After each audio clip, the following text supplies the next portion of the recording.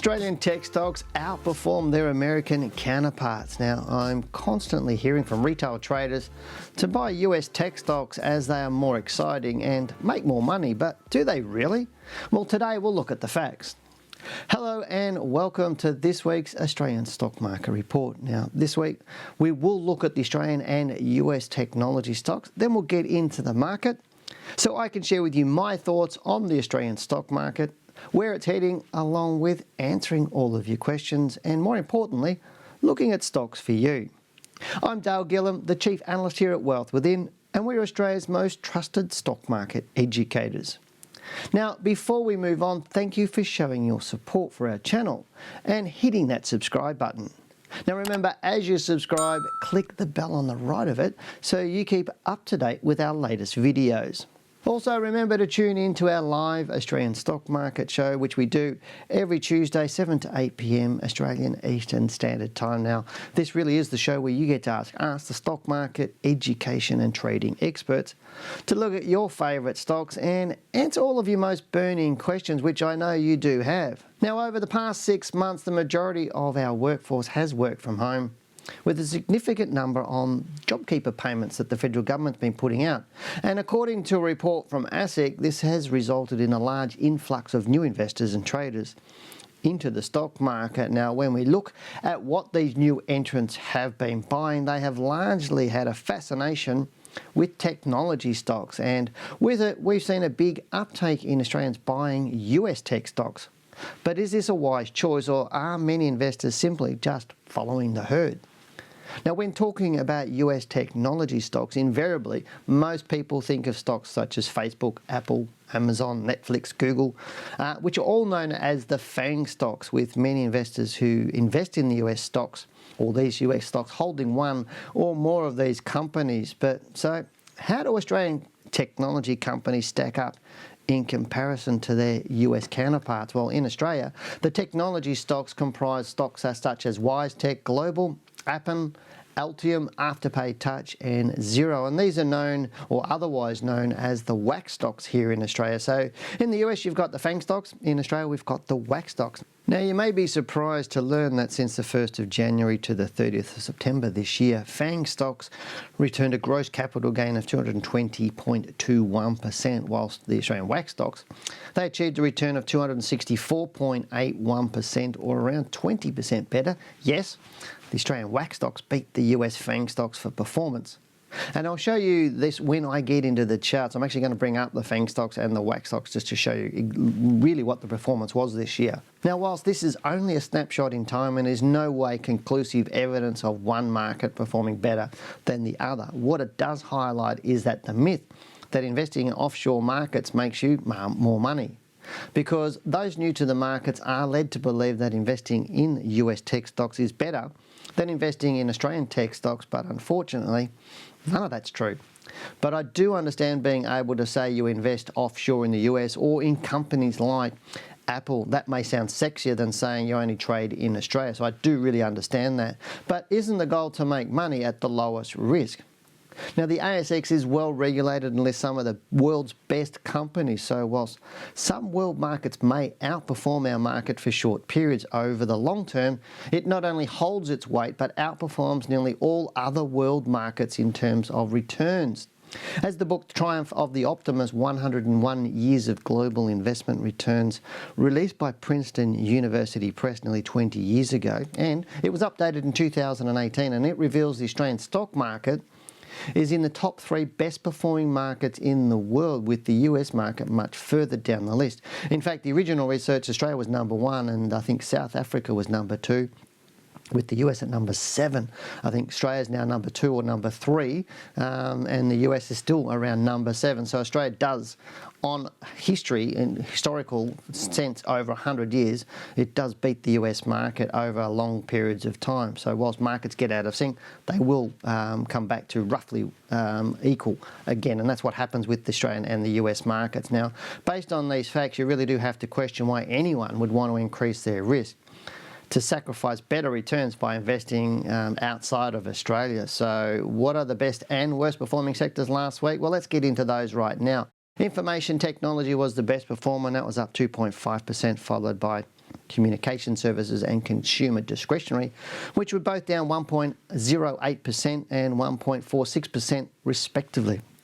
The worst performing sectors included energy, and that was down 6.94%, utilities down 4.94%, and consumer staples, well, that was down 4.88% last week. If we go and look at the ASX Top 100 stocks for last week, the best performers included Janus Henderson Group, which was up a whopping 16.73% on news that Trian Fund Management had taken a stake in the business. Next up was Boral, that was up 6.76%, with Qantas Flight Centre, Xero and Reliance Worldwide Corporation all up over 5% last week.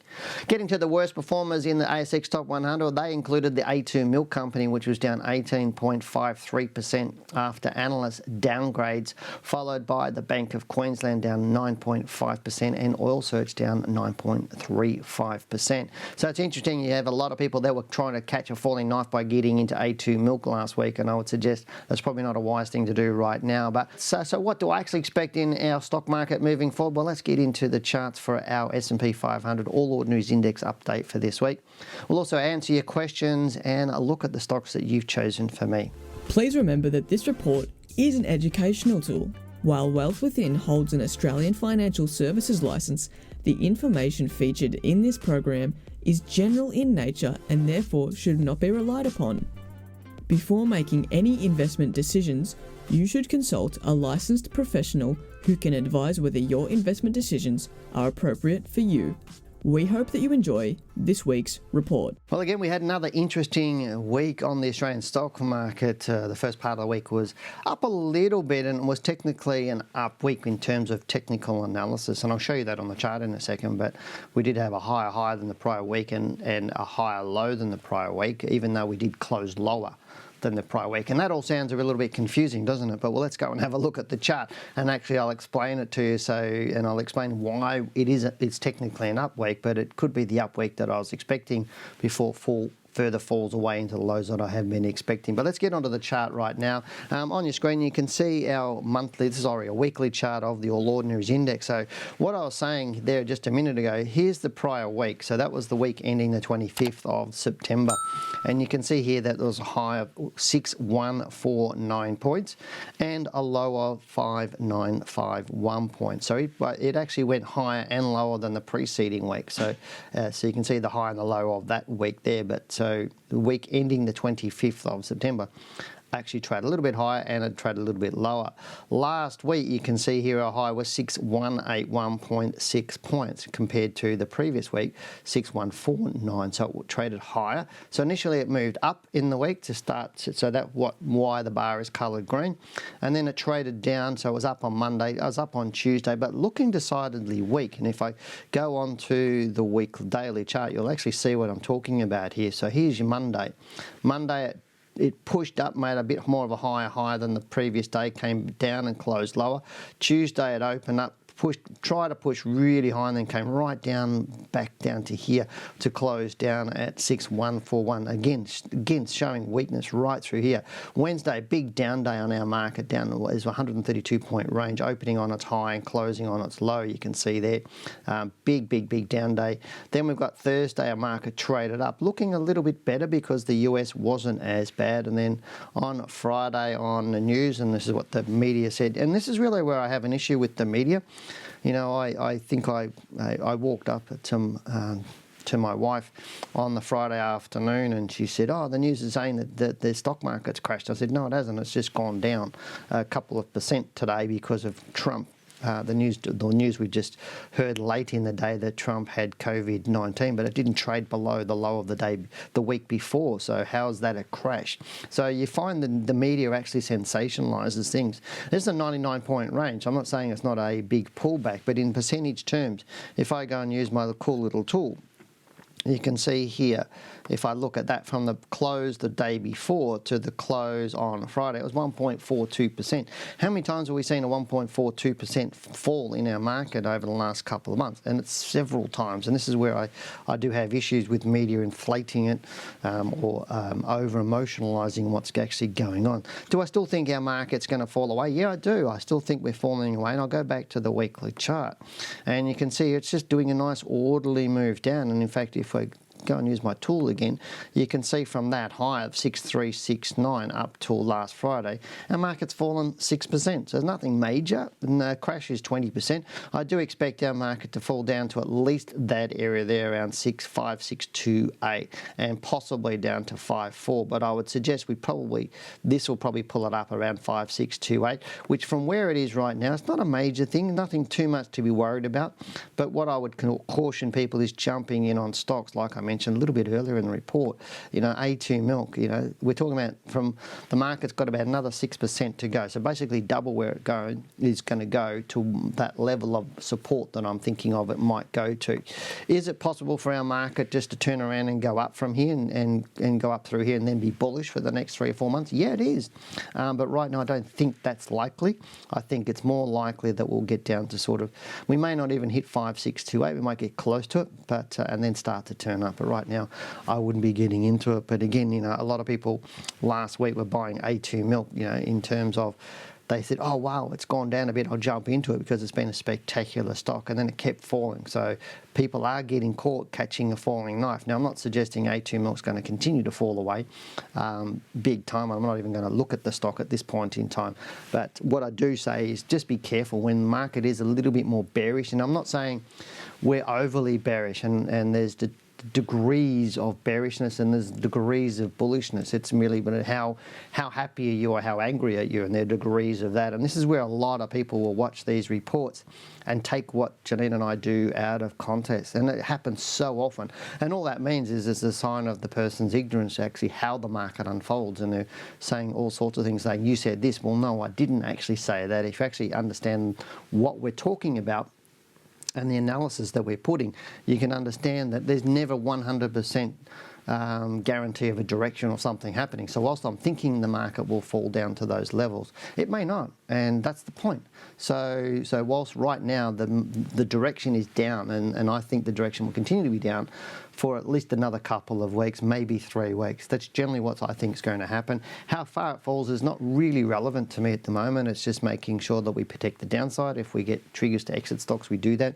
And we're just more careful about taking anything on as buying opportunities. But I am setting myself up and looking at watch lists and putting stocks on the watch list to come back in, because there's some great buying opportunities I believe we'll probably have in November. But that's what I would suggest you do right now. Just be a little bit patient. Don't try and catch stocks on dips at the moment. Just wait to see what happens, because anything is possible on our market. It could fall a little bit harder. But let's now get into the questions that we've got from you for this week and have a look at some of those stocks.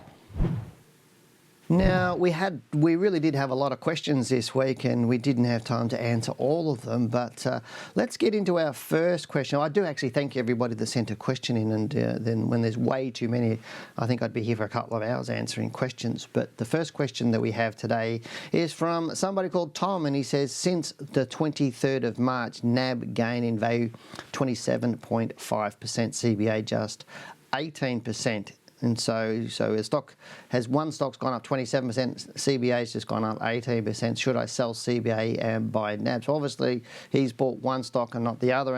And the answer to that question is, I'm going to show you both stocks. We'll bring that up in a second. But no is the answer. You don't get out of one stock. You're actually making money on CBA. 18% since March is very good return.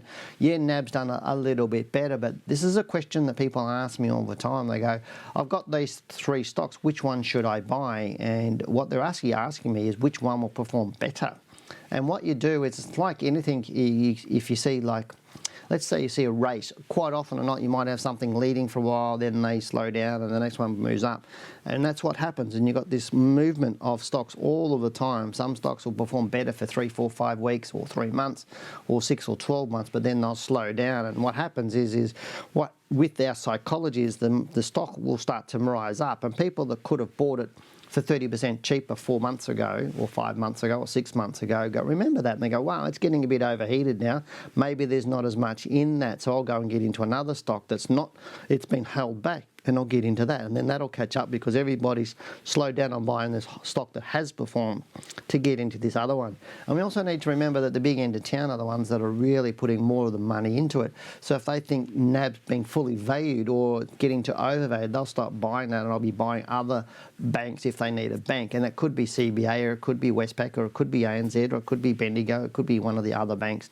So they'll do that. But it's not a case of, oh, I'm going to sell out of that one and get into that one because this one's risen 27%. You can't buy yesterday's returns. You can only look at tomorrow's. And who's to say in the next 6 to 9 to 12 months that CBA won't outperform National Bank? And in fact, if you go back 30 years or 40 years in history and you go and look at historical returns of CBA and compare them against National Bank, you would be buying CBA every single day. It's just absolutely slams National Bank. Out of the big top 4 stocks since CBA floated back in the 90s, I think it was 92, but don't quote me on that, I can't exactly remember, but since 92, CBA has outperformed all the other 4 big banks. Always. NAB's been the worst performer of the top 4 over the last 30 years. So if you said to me, which stock should I buy long term, I'd always be out of CBA and NAB, I'd always be saying CBA, sorry. 100% of the time I'd see saying CBA. But right now, NAB's doing great, so stay with it until it tells you to get out of it. But we do now have a question from somebody. Oh, sorry, I meant to bring up the stocks for you and show you that. So before I do that, let me have a look at NAB. Here's NAB on the screen right now, and look at there on the weekly chart, and you can see the low there back there in March, which you were talking about, $13.20 low. Looking at this, it's had a big run up through to that high there in June, but since then it's just been drifting down, and last week didn't perform that well. But let's have a look at CBA. And you can see a little bit of a different picture. CBA again moved from that low right down there at 53.44. Moved up strongly. You can see a longer move right through up there into August. So it moved up stronger right through to August. It's just had a bigger dip down here into that September low. It is looking a little bit more bearish, but as a banks, I preferred CBA over NAB, as I was saying just before. But right now I think I wouldn't be getting out of NAB to get into CBA because both of them are looking a little bit bearish and looking like they'll fall a little bit more. But thank you very much for the question. It really is a good question. And the next one we got is from Ash, and Ash is asking, could you please share your opinion on APX, which is Appen, which is one of the WAAAX stocks that I talked about in my report. So let's go and have a look at Appen, and we'll see what's going on. And the WAAAX stocks are doing really, really, really well. Appen has come off its high here, and I think possibly you might be looking, if you own it, you might be looking at whether it's got further to fall. If you don't own it, because you haven't told me, whether you'd sort of buy on the dip. Now, obviously, that high at 43.66 there, stock came right down through into a couple of weeks ago, actually, down to that $30.94. And interesting, it's a little bit weak through there. And if I just expand that up, you're not telling me whether you're looking at buying it or you're holding it, so it really does make it a little bit more difficult. It hasn't done much the last couple of weeks, looking a little bit weak through here, so it wouldn't surprise me if it came down a little bit further. It wouldn't surprise me if it came down sort of between $26 and $28 over the coming weeks. That said, I'd still be prepared for looking at this stock if it did give me some signs of strength, but that's going to be 2 to 4 weeks away at least, probably more like 4 to 6 weeks away before I get any signs that this will be a strong stock. But I do like Appen. Out of all of the stocks actually in the WAAAX stocks, I'm actually a little bit more of a fan of WiseTech. If you've been watching our Australian stock market show, you would have known that I've been pushing WiseTech a little bit more in terms of the WAAAX stocks. And the other stock I like in this more technology space is Jumbo Interactive. That's the other one I like a little bit more. But right now I don't think Appen is the one. As I said, if you're not in it, I wouldn't be buying into it. If you are in it, I'd just be making sure I've got a stop loss on that just in case. Now, the next question we got is from Fancy Handwriting, who's asking, what do you think of CSL?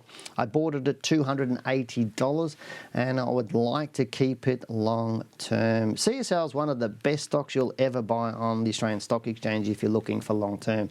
CSL Cochlear, just absolutely brilliant year in after year. They will have some bearishness from them from time to time, but if you look at the top performing stocks on our market, CSL and Cochlear are right up there with the best stocks on the market. So if you're looking at 3 to 5 to 10 years plus, then I can't see anything wrong with having CSL. But let's go and have a look at what it's doing short term.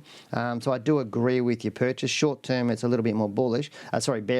But looking at this, and I just want to show you what I mean. Look at this stock. It just goes up. It does have some periods where it goes sideways and down a bit, which it did through here to 2011, but it just goes up.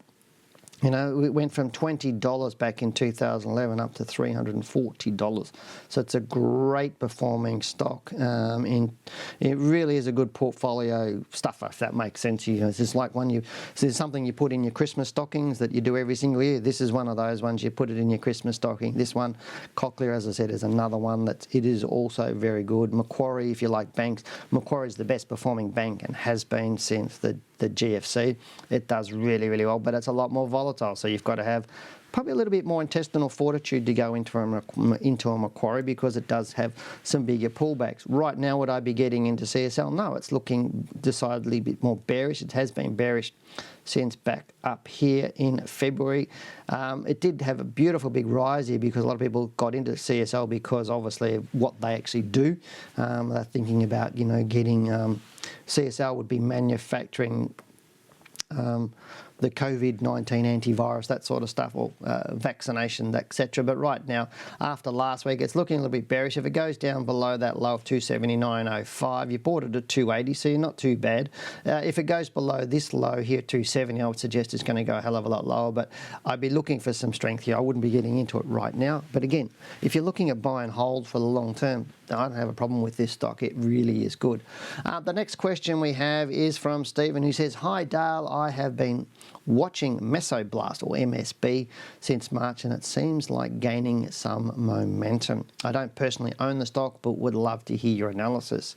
He goes on to say, "Let's say I own the stock with a recent trading halt that resulted the stock to fall heavily the following day. There was a gap down of around 40%. Let's say I put a 15% stop loss with a gap down that much. In my experience, it wouldn't get executed. Is there a way to protect my downside should this kind of event occurs in my portfolio? Thank you." The only way you can do that, we'll have a look at Mesoblast and that, and we do have a question, I know now, for Mesoblast on the live show tomorrow night, so watch tomorrow night, because there's some stuff I want to talk to you about, this sort of stuff, and it'll help you answer your question. But Mesoblast is a volatile stock, so if it falls 40%, you know, stocks will do that, and my answer to that is that's just trading. If you're in the market, stocks will occasionally, you might have in a 5 or 10 year period, you're going to have one stock, if you're in the market, that's just going to fall out of bed on you for no reason at all. There's going to be an announcement or something happening that it's just going to do that. And so it's almost like suck it up, princess, if that makes sense, without being rude to you. It just happens. What can you do to protect yourself? Well, you can take guaranteed stops. If you want to pay for those with a broker, you can pay a little bit of extra money to have a guaranteed stop underneath the price. And most brokers will give you a guaranteed stop. It might be a few percent away. If you want to pay for it, that's fine, but that's pretty much one way. The other way is to hedge your stock or hedge your portfolios using something like CFDs or options or something that hedge the position for you. But again, I don't deem that's really, really relevant. If you understand strength and direction and you understand technical analysis, you'll avoid most, if not all of those, but occasionally you're going to get hit. And that's just the way it is in the marketplace, because we can't control the market. All we can control is when we get in and when we get out. As long as you've got a stop loss on it, that'll protect you most times. It's not going to be 100% effective every single time, because sometimes stocks will gap through that stop loss and you'll get executed at 20 or 30%, or even in your case saying they're 40%. But really good question. But watch tomorrow night on our live show. We're going to go into that a little bit more. Now, the next question we have, I meant to bring up Mesoblast. Geez, I'm a bit of a sieve head today, aren't I? I'm forgetting to bring up the stocks. Look at Mesoblast and you can see this massive, massive bar last week. And obviously that's what you were talking about. And again, I will bring this up on the live show and with Janine, and we'll talk about this a hell of a lot more. But you can see, look how volatile this is, up and down all over the place. If you're going to trade stocks like this, and the thing is, you want that big movements up, because if I do my little tool here, if you want movements like this, that's 458% people, then you're going to have to put up with movements like that. And that's really about being in a volatile stock. Right now, would I own Mesoblast? No. Would I be looking at buying it? Possibly, but I'd have a lot better rules than most people would have on it. Because it's fallen so heavily, it's not necessarily the time to get into it right now and thinking it's going to do another 400 odd %. It's just probably not going to do that. The probability is not there that will actually happen, so be very, very careful. Now, the next question we have is from somebody called Nate, who says, "Hi, Dale and Janine. If this makes Tuesday's show, could you please consider TCL?" I'm going to answer it on here anyway. I believe I've bought into early after re-examining the stock. I broke from a sideways trend in Q3 2018 and it rose strongly until COVID hit.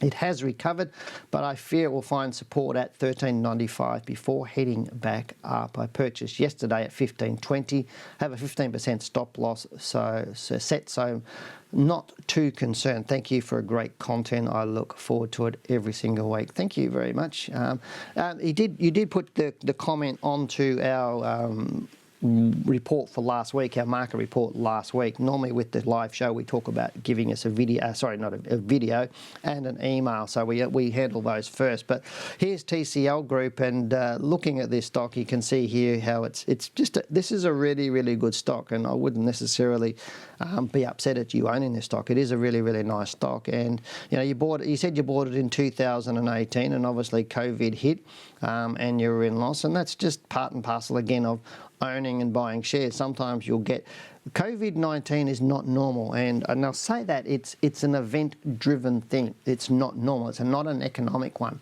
And when you get event-driven pullbacks, it will catch you out. And probably the easiest one that I can talk about is probably September 11th in 2001, or 9/11, when the planes hit the buildings in New York on that disastrous day. A lot of things happened in those few days afterwards with the stock market, because obviously New York Stock Exchange, everything was shut. So there were stocks that fell out of bed during that. QB is one of them, and there was quite a few others. And so that was an event-driven thing. Planes hit buildings. New York Stock Exchange was shut overnight, like just straight away it was shut, and it was shut for a piece of time. And that was an event that happened. And you can't predict events like that. You can't predict COVID doing what it did. It's not possible. So you just have to and that's why we say to people, you always got to have a plan of the what if. So what if it goes up? What if it goes down?